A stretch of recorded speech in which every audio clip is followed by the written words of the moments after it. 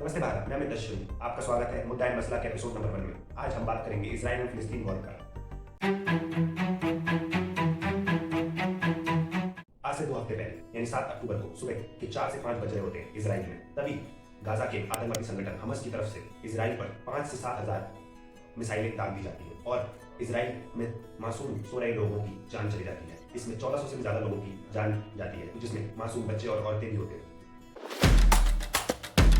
आखिर ये हमास कौन है और इजराइल और फिलिस्तीन के बीच में क्या लड़ाई है, इस पूरी बात को जानने के लिए हमें जाना पड़ेगा इतिहास में।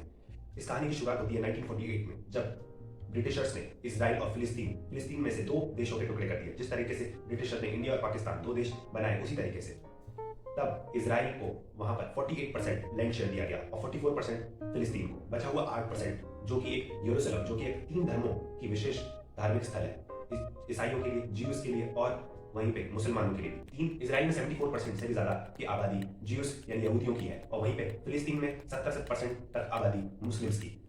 इसलिए उन दोनों के बीच में धार्मिक स्थल जो यरूशलेम में है, उस पर हमेशा ही विवाद होता रहता है। 1948 में इजराइल ने फिलिस्तीन से यूएनओ के अंदर एक ट्रीटी साइन कराई थी, जिसमें फिलिस्तीन कभी भी अपनी कोई भी तरीके की सेना नहीं रख सकता है। इसलिए कभी भी कोई भी वाद विवाद होता है तो फिलिस्तीन के पास तो कोई सेना नहीं है, तो वहां पर एक आतंकवादी संगठन है जिसका नाम है हमास।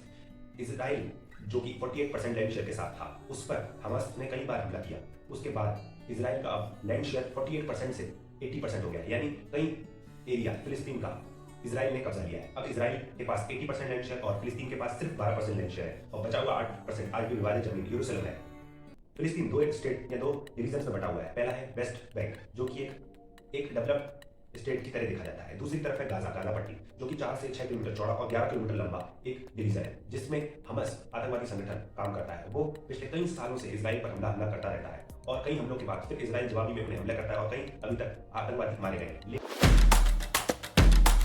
इजराइल ने 11 अक्टूबर को ही एक नोटिफिकेशन जारी कर दिया था, जिसमें उन्होंने कहा था कि गाजा पट्टी पर रहने वाले सारे लोग, जो कि 11 लाख की आबादी है, 11 से 15 लाख लोग, सभी लोग रफा, जो कि एक साउदर्न गाजा इलाका है, वहां पर शिफ्ट हो जाए। तो तब से लेकर अभी तक कई सारे लोग रफा, जो कि एक साउदर्न गाजा इलाका है, वहां पर जा चुके हैं। अब जो नॉर्दर्न इलाका है वो खाली हो चुका है। अब इजराइल का प्लान ये है कि वहां पर रुके हुए सारे आतंकवादियों को इजराइल खत्म कर देगा। लेकिन जो 7 अक्टूबर को इजराइल पर हमला हुआ था हमास के द्वारा, उसमें 1400 लोगों की, मासूम लोगों की जान गई।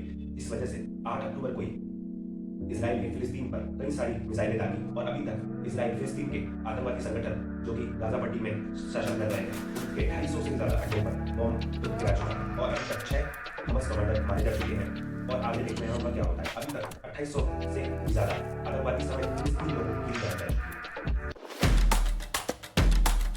अब हम बात करते हैं कंक्लूजन पर।